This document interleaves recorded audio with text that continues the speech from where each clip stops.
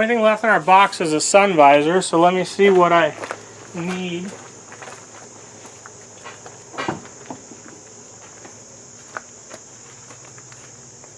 Oh good, they're just a Phillips head. Let me clean my hands up so I don't make a mess of it. Alright guys, this is going to be a little hard to see. Can you see this big ass cigarette burn? That's why we're replacing this. So, oh cool, it's broken already too. Well, I guess so we got to fix it a little bit more, I guess.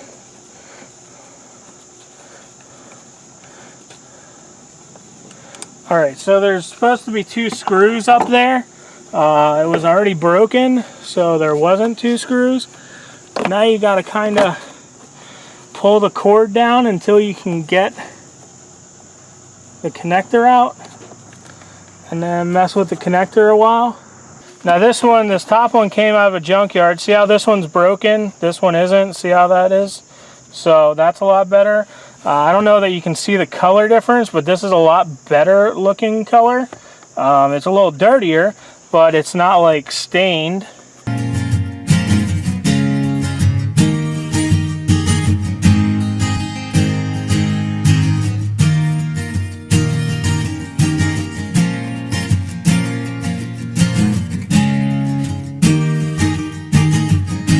All right, and there you are. No cigarette burn and pretty decent, just needs to be cleaned up a little bit. All right guys, so you can see everything lights up like it's supposed to, and well, her door's open so it won't. So, but this doesn't, the dimmer switch works on the dash. Oh yeah, see, look, see how it goes on and off? Well, this doesn't move at all. So I need to replace the radio.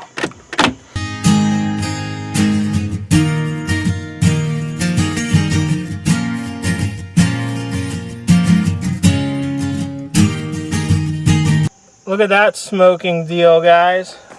That's supposed to be white. It's gross here too. Alright, now you want to go ahead and start at the top and then just work your way down, working the clips out. And this should just come out of here. Oh, looks like my shifter's in the way. Make sure you're on the brakes while you do that, or set your emergency brake.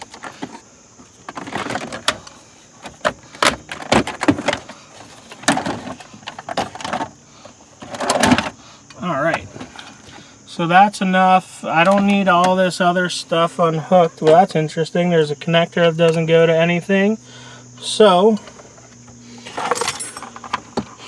I don't drive this, so it doesn't really matter. But I'll leave it all ripped apart.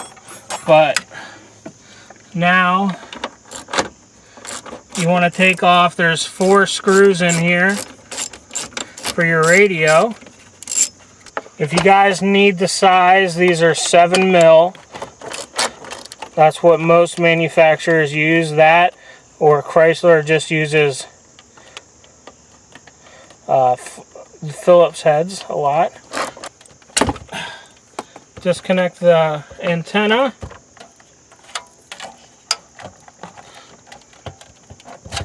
And 2 clips. There we go. Now I can send the ID to my buddy Sam, which is right there, and he'll give me a radio. Alright guys, so I want to charge up the AC in this thing to make sure that we don't have any leaks or anything. So you want to have it on max AC with the AC turned on. So that's what I have there. And we're going to go find the port. Alright guys, so you want to find your low side. This will only fit on one connector on your whole engine bay, so you can't mess it up. And yeah, you're just going to want to slide it in there. Make sure it's clipped on. And my AC compressor is over there, so I want to be able to see that while I'm doing this.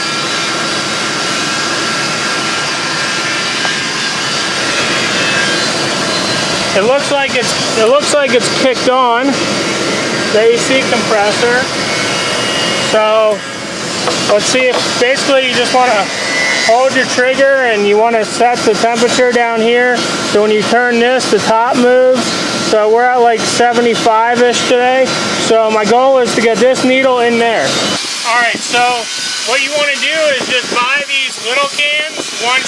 You'll buy this and it'll have a big can usually, or you can buy just this. And then just keep buying these, and it's much cheaper to do it like that.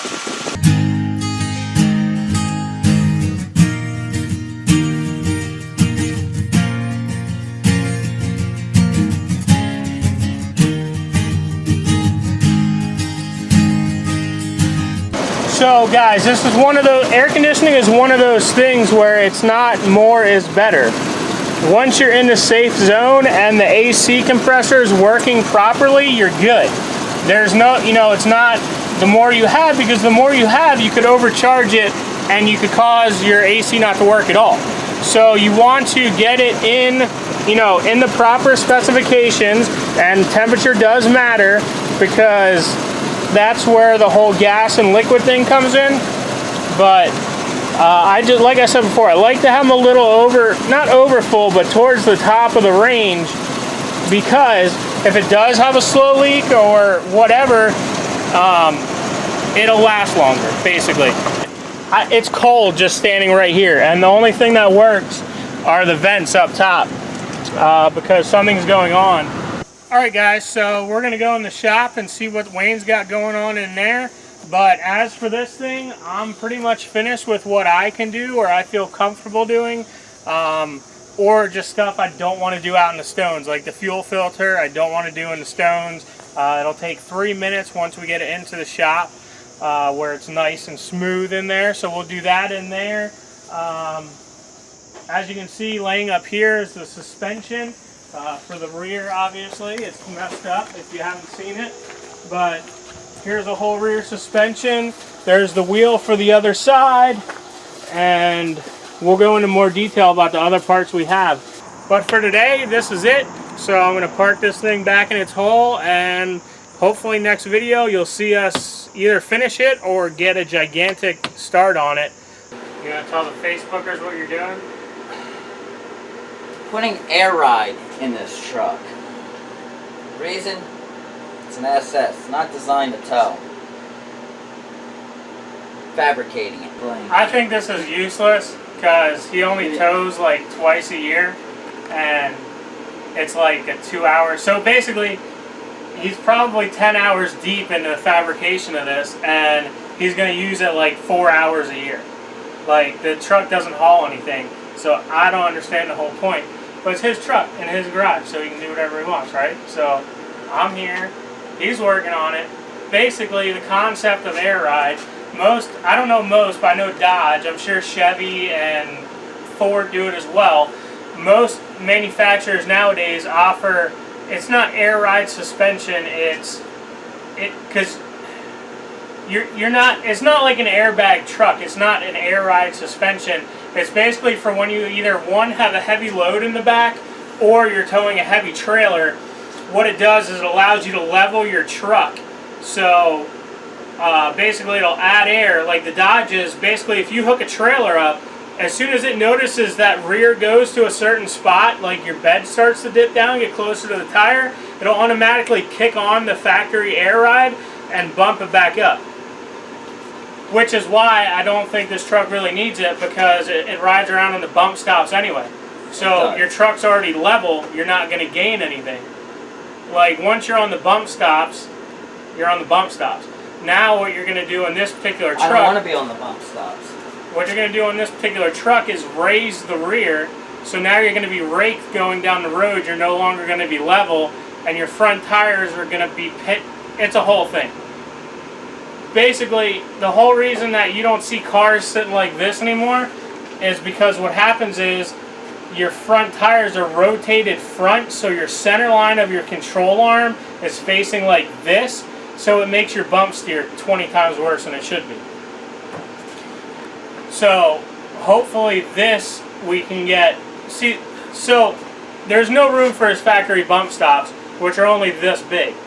And then the airbag, depending on how it ends up being mounted and all that, is compressed is this big, right? So it's bigger than his bump stop. So it's going to take some figuring on how to basically get this to work properly, because there's not enough room there. There needs to be more room there to get it to work. I would use Timberins instead of toe width, but I can't fit Timberins in this. Being an SS and being lowered, I have no option to really do anything. The truck is not the idea tow truck to begin with. So I'm just kind of just messing with it because it's all I got right now. So I'm just kind of half-assing throwing airbags in it just to help out. Yeah, the truck, well, an SS is naturally low to begin with. But this truck has spindles up front, and I don't remember what he said he did in the rear, shackles or what. But it's dropped like another 2 inches. Like, this thing's freaking low. So we'll see what happens. I don't think it's going to make any difference. If anything, I think it'll be worse, actually, but we'll find out. The saga continues. Anyway, so this is the axle out of one of the trucks that broke, or one of the front rear ends that broke in the mud truck. And he pulled it out, and he just sheared the shaft off there. This would slide into your ring and pinion, or into your center section. And then one of these guys, which I know are junk, I mean they're 30-year-old U-joints, that's what happened to the one that we just pulled out that was broke. It had a 30-year-old U-joint in. I truly believe that's what the problem was. So now there's, what kind of expensive stuff did you buy? 4340 chromoly axles. Yeah, but for like Yukon gear or something? Yeah, Yukon was the brand that they were. I never ran them before, but we'll try them out, see if they hold up. They're like $500 worth of axles, we'll see what happens. So basically, for the price of a Dana 60, he's going to put in, or he did put in already, we didn't get any recording of it, but he put in Yukon gear 4340 chromoly shafts, which I believe is going to break something else, but we'll find out. There's only one way to find out, and it's not my money, so I mean I'd rather find something out using someone else's money. So we'll see. I would just bought Dana 60 for the same price. Wayne, what do you think about this old spark plug that came out of the exploder? 80 thousandths. Way that tight. Anyone? What was it supposed to be at? 54-ish. And these are platinums, and they're still original at 144,000 miles. Oh, nice. Junk. So Wayne's going to bolt on, the filter housing was bad. It was cracked completely through. So I got one on eBay. I paid 25 bucks I think for it. I think all these parts, well not all these, that and this cable were like $35 shipped. So I don't know what mowers go for, but I'm going to say you can't buy a new one for $35. But I could be wrong.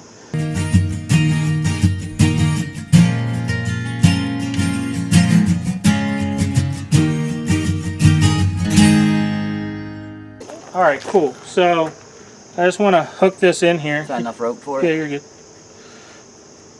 I just want to hook that in there so that her sister doesn't have to reach all the way down.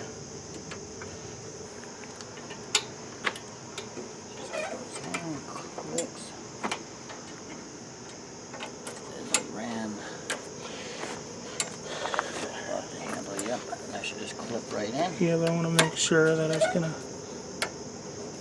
Yeah, that works. Cool. All right. Now this goes on the inside like this. Yeah, it looks like this is where the old one went. Yeah. You've been a good friend, and that's in the thick and thin, and I know it's never gonna end. It was long enough. Yeah, I feel like.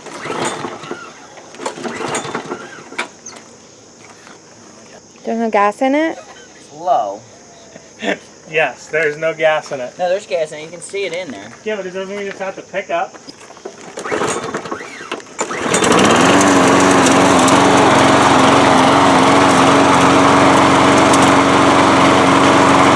All right, here's the true test. We're gonna see if Sam can start it. Now this isn't a cold start, but look at that. All right, look at that. 'Cause you've been a good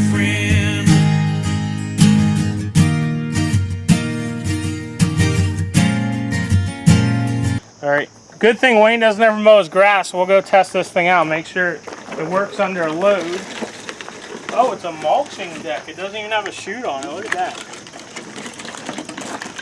Get a bag for it. That's okay.